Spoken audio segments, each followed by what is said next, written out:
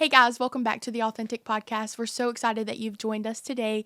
Many of you have been tagging along with us weekly and you've been joining us on our journey. And so we just want to say thank you for that. And, we created this podcast because we are real people with real stories and we serve a real God. So feel free to like, share, comment, post these videos. We want the gospel in as many hands as possible. And so hope you enjoy.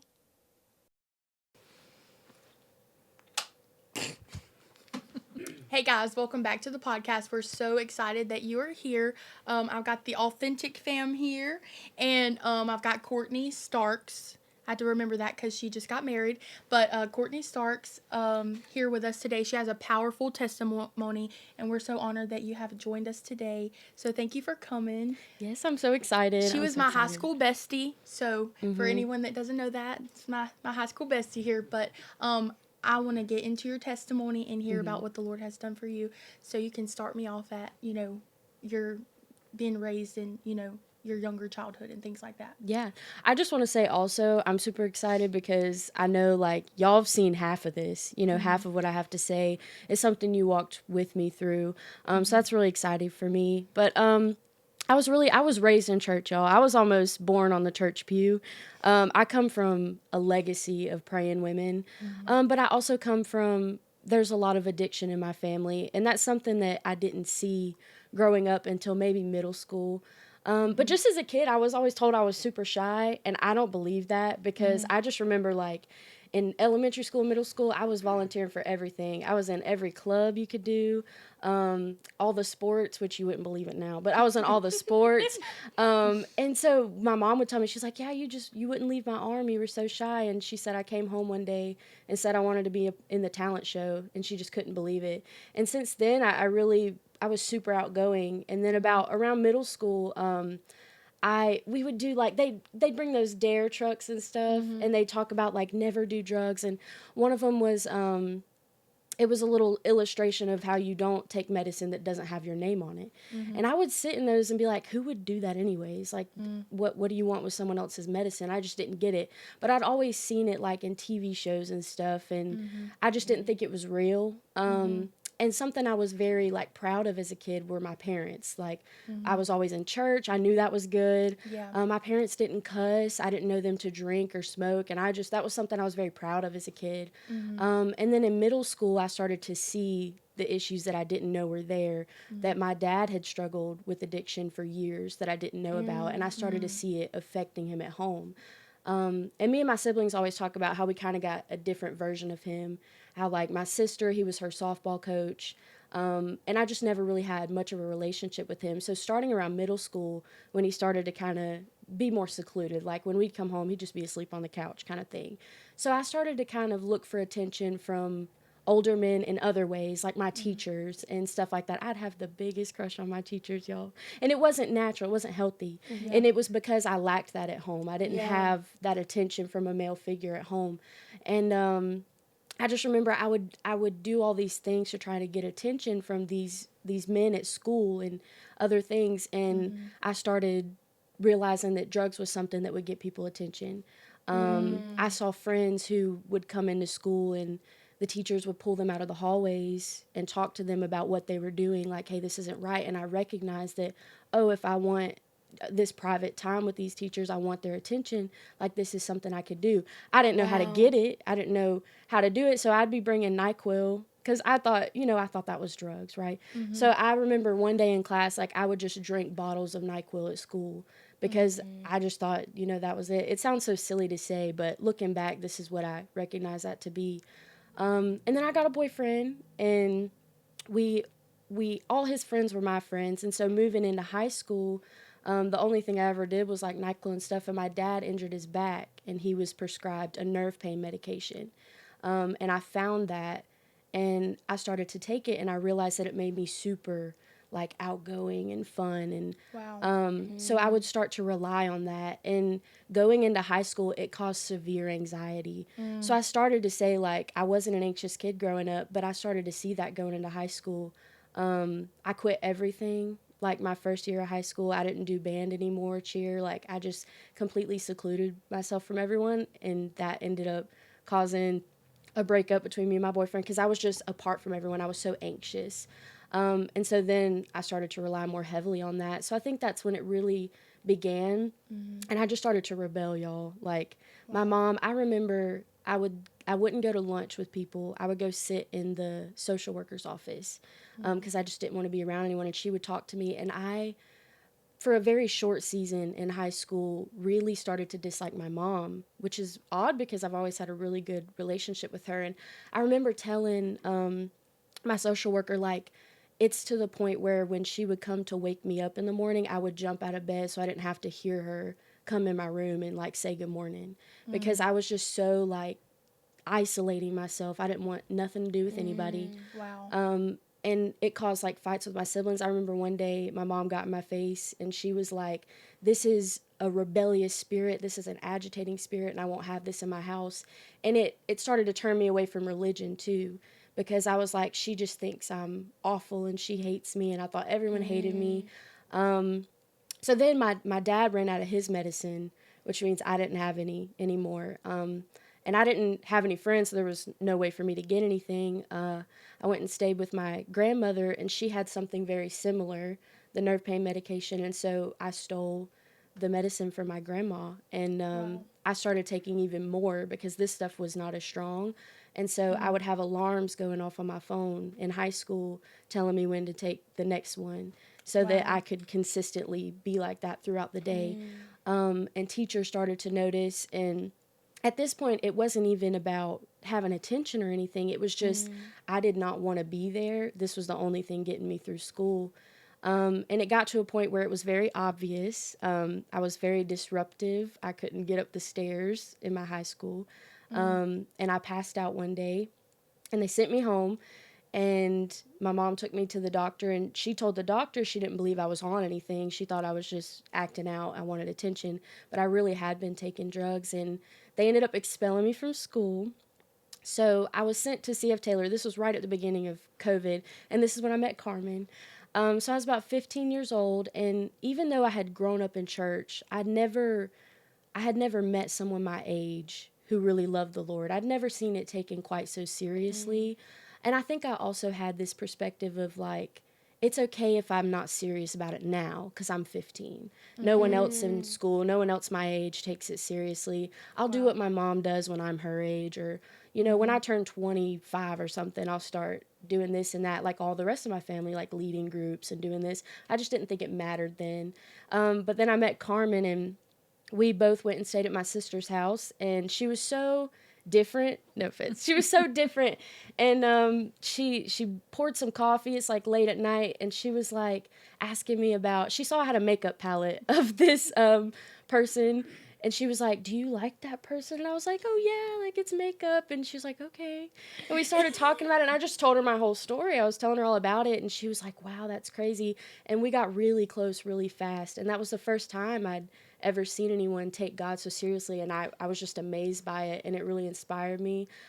We started reading the Word together. She'd be like, let's FaceTime and read Proverbs, and we would do that, and that's what really started a beautiful friendship between us, I think. Yeah, that was a beautiful time. Yeah, it was awesome. Yeah. And but then I always struggle with consistency, and we would have these conversations a lot, and I mean, y'all, we'd be up till 2 a.m. in the morning, like just we'd watch Isaiah Saldivar, we'd be talking about the Bible. But I was still kind of holding on to some things. And at the time, I had stopped doing drugs. I wasn't doing those things. But, you know, I think some time had gone by, and it just kind of came back into my life. I think my relationship with God was very dependent on you.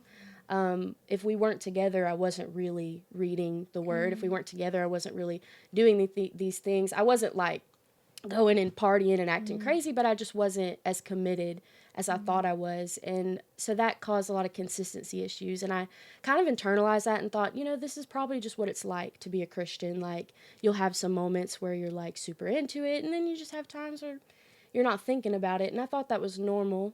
And I just remember multiple times where it would come up, and I think we've even had this conversation where I said, you know, but what if I like myself more when I'm doing this? I remember specifically you were sitting on the bed, I was sitting on the floor, I think you were curling my hair, and I was talking about my drug addiction, and I was like, people would tell me they liked me better that way. And I felt that way too. I liked myself better that way. And so it became really hard to let go of. And then I started remembering how it was. And I was seeing media and things. And I was like, I kind of miss it.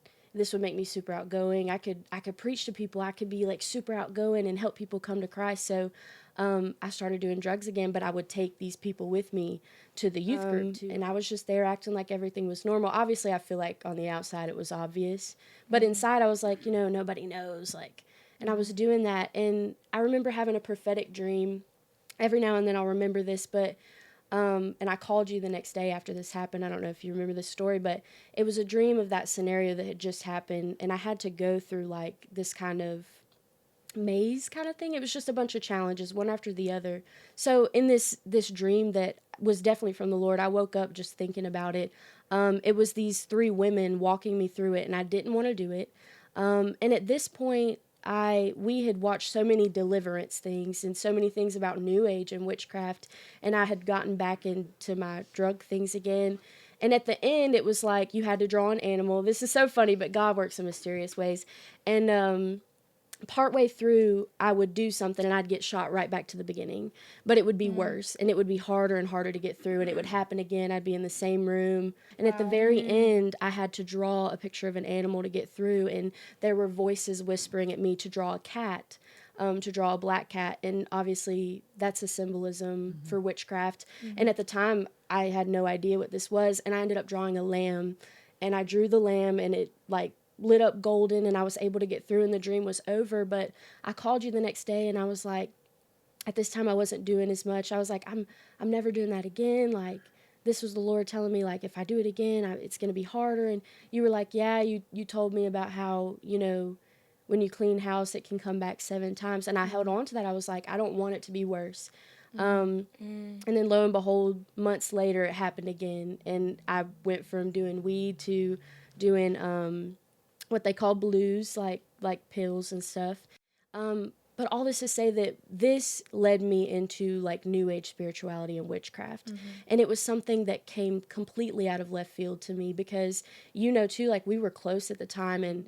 But after doing more research, if you go back to Genesis and stuff, the Greek word for witchcraft is pharmakeia, which translates to like drugs and medicine. And I knew that it was the drug use that was drawing me into witchcraft. And I know that for a fact, because even looking back at it today, there's no way, with everything that I knew about deliverance and the spiritual realm, like there's no way that I would have just gone into that. It was absolutely like little by little drug use. And then I was full blown like in witchcraft, which is, I never talk about this, but I was reading tarot cards, and at this point our friendship had kind of ended, and I think that was wise on your part.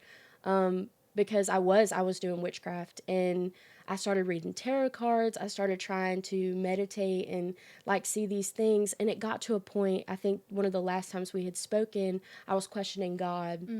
And I started to tell people that I was agnostic, that I didn't believe God was real. And the truth is, I loved my sin so much that I didn't want God to be real. Wow. I didn't want God to be real because that meant that I needed to stop what I was doing. And sin is fun. Like, let's be honest, sin is fun. And if it wasn't, people wouldn't do it.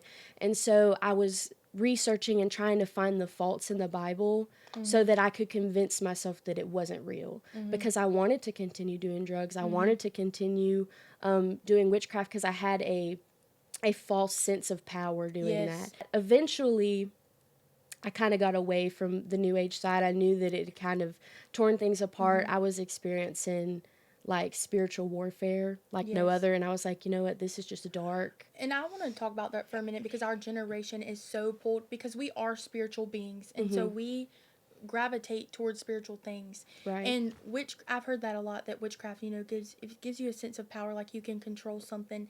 And because we are spiritual, we gravitate towards that. But when you say you were in spiritual warfare, what kind of things were going on during that time? I just saw, first I saw it ruin my relationships. I had no relationship with my parents, my siblings. We were no longer friends.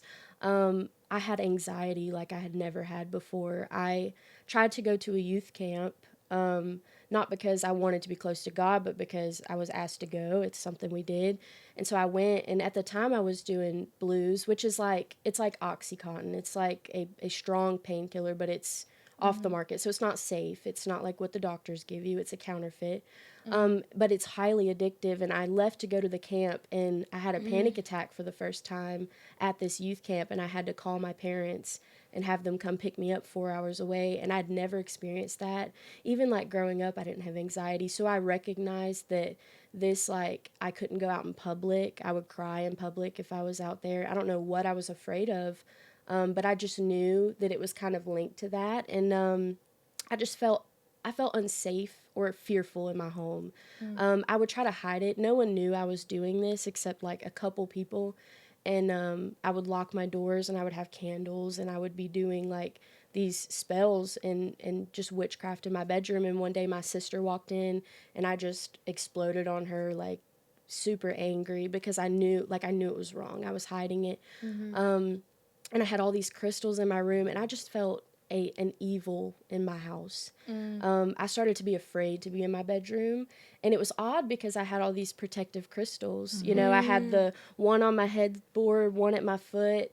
I had this in my plants. I was like, it's so weird because my room should be the most peaceful, because I had this misunderstanding. Deception had creeped in. Right. And then I think I started to realize, I started to do more drugs. I would be up at 3 a.m. painting my walls, just completely out of my mind. And I still wanted God. I knew that that's what I needed, but I just felt so like gone at that point. I was like, there's no sense in going back. And I do want to say this to someone who's listening, that it doesn't have to be, you can go back to where you were. It's that. the thing with God is like, you don't have to start all the way over, especially like where we were at with the Lord. I just felt like I would have to do all this again, and I would have to do all this again. I just felt like what I had with the Lord was lost, but the truth is you can pick up right where you left off. Yes. Also, I want to say too, I feel like there is such a misconception that you can't fall back into sin, and then, especially like growing up in the church, that whenever you do fall back into sin, that there's something wrong with you, and then you're the one person God can't touch because of that. Yeah. And that's, yeah. I also think I held a lot of shame. Yes. Because I felt like we couldn't be friends anymore, because I felt like, and I knew you weren't, but I felt like you would judge me, and I knew you knew what I had done, and I just felt like it could never be the same. No one would ever trust me again. Everyone would think I was faking it, and that was the issues I held with inconsistency, that, well, people know me to be inconsistent, so how can I come out again and say like, oh, I believe in God, and you know, I'm living for the Lord. I just felt like everyone would think it was fake. Yeah. And that kept me too from coming back, because I was like, you know, I was afraid to try again and fail again. Wow.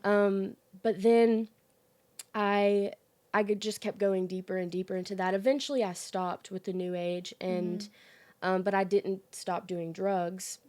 And I was spending, y'all, I had gotten a good job and a vehicle, but I was spending like $400 at a time with this drug dealer. Wow. And doing it all within a week. And then no money. I couldn't pay my car bill. My parents had to take on my vehicle. Wow. Which I still hold to this day, because that's not something I knew they wanted to do, but there was nothing we could do, you know. I didn't have any money left. I'd lost like 30, 40 pounds. I would sleep next to a bowl because I knew that the medicine would make me sick. And I didn't eat anything because I knew it would make me sick. And, you know, people would just come, oh, you look so different. And I just didn't want anything to do with anybody. And a turning point for me was I had no money left. I had no job. I had gotten fired. I was crushing up pills and doing drugs on my desk at work. Wow. With 2 other people in the office. I just didn't care anymore. So this just began to control your life. Yeah, it completely controlled my life, and we were all practicing together, and I was still in the church, y'all. Like, throughout these years, I was going to a youth group with, actually, Chris Thomas. He was here on a couple weeks ago. And he was my youth pastor, and he has an incredible story, which really impacted my life. I remember one day he preached and he told the story about the last time he did drugs, how he did the line, and he looked up in the mirror and the Lord told him it's time to come home.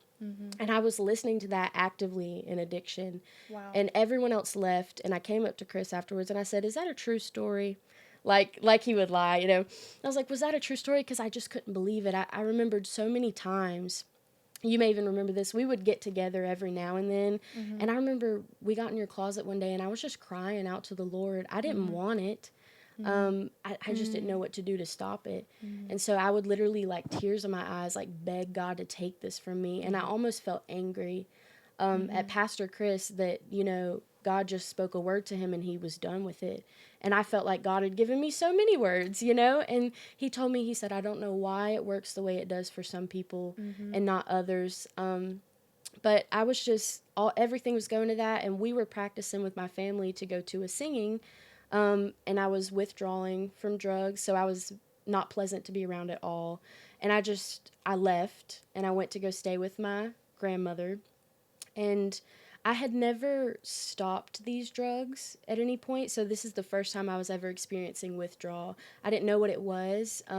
We had the singing the next day. I woke up in the morning and I was sick, like physically sick. I could not sleep. I was crying in bed, like hitting my arms because of the restlessness. Just like crying out to God, like, "Please let me sleep. Just let me sleep. If nothing else, just let me sleep." And I couldn't. And then I started to, like, be physically sick. Like, I was throwing up, and my mama, bless her heart, she was, like, coming in, putting a cold rag on my throat. And I was like, I can't go to this singing. I can't do it. Like, my body was in pain. When they all went out to the singing, I snuck out and went and got drugs again. Wow. And I did it even more at that time until December of 2022. I did my last a bit of drugs that I had. It was the blues. I was out and I still wasn't asleep. It just, you have to do more and more as time goes on, and I just didn't have the money to. So it wasn't working, and I found a Xanax pill that I didn't know that I still had, and I crushed that up after I'd just done the blues, and I did that as well. And I overdosed. I was in my bed. It was probably 1 a.m., and then around 3 a.m., I woke up, like, violently sick, and I couldn't hear anything. I could barely see. I had to walk through sorry to be graphic, I had to walk through my vomit and go to the bathroom to see that I could not see my pupils. And I started to cough up blood. And I knew something was wrong. And I kind of accepted that I was not going to make it. A few months prior, I had started writing notes in my phone because I had accepted that I was going to die to addiction. I was writing a eulogy in my phone for my funeral. I was writing letters to people in my notes app, to people that I wanted them to find after I assumed I was going to overdose. But when this happened, I was laying on the couch, could barely breathe. Like, you could hear the rattle in my chest from blood having filled up my lungs. And my mom came and sat on the couch with me, and she was like, "What's wrong with you?" And I'm like, "I'm just really sick." And eventually the next day I ended up going to the hospital, and they gave me medicine, and they told me that if I hadn't thrown up, I would have died. They said they believed that I did die for a moment because my lungs were filled with blood. But they didn't treat me very nicely because of why I was there. And I tried to tell them that I still couldn't breathe very well. Like, I couldn't take in full breaths. And they were telling me it was just anxiety, even though I did have blood in my lungs. But after this, I probably didn't do anything for months. In the recovery process, I lost my job because I couldn't work. I couldn't breathe for weeks, and I couldn't get out of bed. I couldn't eat anything.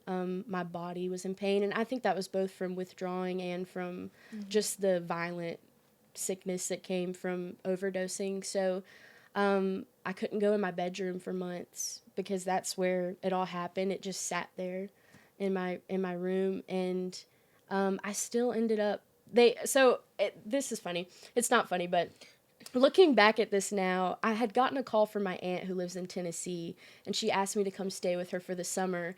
And now I realize that was organized, and they wanted me to go up there. But at the time, I was like, "Oh, she just misses me." So I went for like 2 weeks, and I ended up coming back because I just couldn't be away from it. I wasn't doing drugs, but knowing that I could if I wanted to felt peaceful to me. I was like, you know what? I'm not going to do it, but if I wanted to, I can. And so I lasted like 2 weeks up there, and I packed all my stuff without telling her anything, and I came back. And then within like a couple weeks, I was doing it all again. And it's just so crazy because, like that dream I had, every time I went back to it, it was worse and worse. And this last time that I did it, I was doing blues, and it's like a pain medicine, but it also has fentanyl in it, and I wasn't aware of that. I started smoking fentanyl for probably 2 weeks, and then I completely quit. It was really hard. At this point, I was not working, and this is like winter of 2023. And it was just one day I saw a YouTube video of this person talking about getting serious with God. And I had seen as many YouTube videos as you could count about this same subject, as I'm sure you guys have, but something about this person, she was young, and that's not what I was expecting her to talk about. And she mentioned this Christian 75 Hard Challenge, and I'd heard of the like secular version where you read a non-fiction book like twice a day, you work out this amount of time, and I was like, you know what, I'm just tired of living the way I am. I'm going to give it a try. And I started to read the Bible every day. And this is something I talk about to this day, but when I was in it before, I wasn't like really in the Word. Like I listened to a lot of worship music, y'all. I know just about them all. You know, I would listen to the worship music, and I would listen to sermons on YouTube very often, but I never really got into reading the Word. And so I was reading every day, and I was exercising, and I was doing all this, and slowly my thinking started to change. Come on. And it wasn't even that I made the decision not to do drugs anymore. It was that I just wasn't thinking about it. I was reading the Word every day, and this is what I say, and I've preached about this, but reading the Word of God is the simplest way to see the greatest move of God in your life. Like if you think about how God chose to reveal himself to us through his Word, how God chose to create the universe was through speaking. And I think that the biggest impact that had on my life was reading. Once I started reading every day, like it completely changed everything. Mind. It did. And I wasn't as in much emotional pain. He kind of healed that in me, and I think most of my drug use was due to emotional pain. So I felt whole, and I wasn't working at the time, so I was like, man, I need a job. I was like, I'm ready to change things around. And so I printed out a bunch of resumes, because even though everyone said they were hiring, nobody was hiring me. So I was like, you know what, I'm going to do it the old-fashioned way. I printed out a bunch of resumes, I prayed over all of them, and I took them to a bunch of different places in Foley. And Chick-fil-A called me back, and that's actually where I met my wonderful husband. So God had his hand on all of it, but it was just simply reading the Word every day that really got me out of that. And then from there, you add on the other things. I got plugged into a church. And the biggest thing was, throughout these years, everyone had always told me, like, you just need to surrender. Like, fully surrender this and that. And that's true, but I had a misunderstanding of what surrender was. Yes. I just thought it meant I had to completely, like, quit everything and just go full after God. And what I've come to realize that surrender is not 100% letting go of everything, but it's just 100% letting God in. And when I 100% let God in, I just slowly lost interest in everything else. It wasn't that I had to let it all go at once. That is so good. And even like people will continue to struggle with things as they go on their walk with God. I know y'all can probably relate to this, but people still get convicted every day about things that you didn't even realize was sin. But I just had this idea that I wasn't fully surrendered because I kept sinning. I was like, man, I just got it wrong again. I might as well. I might as well keep doing what I'm doing, because I'll just never get it. And I realized that it was just 100% letting him in. And as I started to let God in more and more, I got with my husband, and we hold each other accountable, and it's so just been incredible. That is so good. And, you're talking about surrender. A lot of people think that when they surrender, they still need to clean themselves up.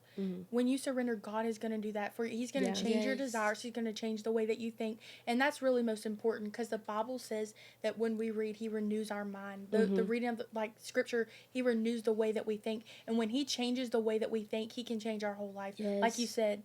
But that is so powerful, Courtney. Well, when you're talking about like cleaning yourself up, I always like have this image of like someone bathing before they get in the shower or something, and it's like the whole point of the shower is to clean you. Yeah. Not though that you don't have to clean yourself, you know. Like he is the water. He's the rag, like he does the work, you know.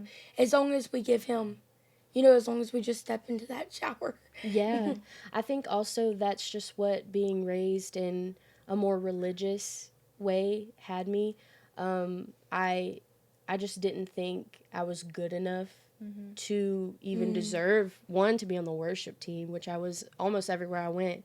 That's what I ended up doing, even when I was living the way that I was. I just didn't think I was good enough, and I didn't think that I'd ever be able to get to that point. And so I saw it as pointless, and that's really when I started to try and convince myself that it wasn't true. Like, you know, if God's not real, then I don't have to strive. Yeah. But yeah, I mean, I really struggle with that, and I wish that I had gotten it sooner. I know I would get very frustrated with you because it was really Carmen. Carmen loved to tell me to surrender, and I love that, and I appreciate that. Y'all played such a huge role in my relationship with God. But she just loved to tell me to surrender, and I would just get so frustrated because I was like, I'm trying to let go of all of it, but I just couldn't, and it was really just letting God have control over my life. It's like trust in the Lord of like, you know, trust isn't this thing of like, I know what's going to happen. It's actually you saying, I have no idea what's going to happen, but I know your will. Like there's this Bible verse that literally says that he's like writing the story and his way is better. You know, like the story that he's writing for us is so much better than we could even think of, you know. Even like seeing you and like no matter what you walk through, like how many people is this going to impact? You know what I mean? Yeah. And I want you to talk about that for a minute because I know it's not just with drugs or whatever the case may be. I mean, it's all kinds of sin. Talk about the shame and talk about, you know, not feeling good enough to even come to God. Sometimes we can feel like, well, we need to, like she said, clean up before we come to him. But talk to people about, you know, that shame and how God, you know, delivered you from that. Yeah, it's funny because when I would hear people say like they felt unworthy to come to God or they felt shameful, I always thought that was silly. I was like, well, we know that God, his love covers a multitude of sins and all this and that, but I didn't know that subconsciously that's what I was doing. Now looking back, I see that it was just shame that was keeping me from going back to God, but in the moment, I didn't think that's what it was. So I can say, like, whoever's listening to this, like, if you feel like it's not shame that's keeping you from God, you may not realize that that is what it is. Sometimes it's just our pride. And I think a lot of my issues, too, came from lack of identity. And God instills that in you, and really reading the Word every day, it's how I got that identity in me. The reason I liked myself better when I was on drugs is because I felt like it gave me an identity. And I just started to identify in that way, like, oh, I'm the fun one, I'm the cool one, I'm the rebellious one. I had no identity outside of that. And I think even when I stopped doing drugs, I had these moments of like, who am I? Like really painful moments where I was like, I felt like I didn't have a personality. I felt like a chameleon. You just had self-hate. Yeah, everywhere I went, I was like, you know, I could be like this, I could be like that. It doesn't matter. I don't care. I just felt like personality-less, if that makes sense. And God really instilled an identity in me. And even if now I couldn't like say what my personality is or whatever, I know that I'm very unique. I'm a peculiar person, like the word says. And I'm beautiful in God's eyes. Just things like that. I think that identity issues is really what stemmed a lot of my struggles. And through reading the Word, God restored your identity and told you who you were. But that is so powerful. Do you have anything you want to add? I feel like you covered everything. I'm like, Lord have mercy, this is good. I just want to say, like, to anyone who's struggling in these same sense, maybe even not to that extreme or maybe worse, you don't have to feel like you have to start over with God, especially if you come from a background of church. There's no reason to be ashamed. I think the most important thing and what really changed my life was just reading the Word. If I could give advice to anybody, it would be to get in the Word and let it get into you, and be consistent, because it was every day. I mean, I would wake up, I'd read a chapter in the morning, a chapter at night, and sometimes I didn't want to stop there, and most of the times I didn't.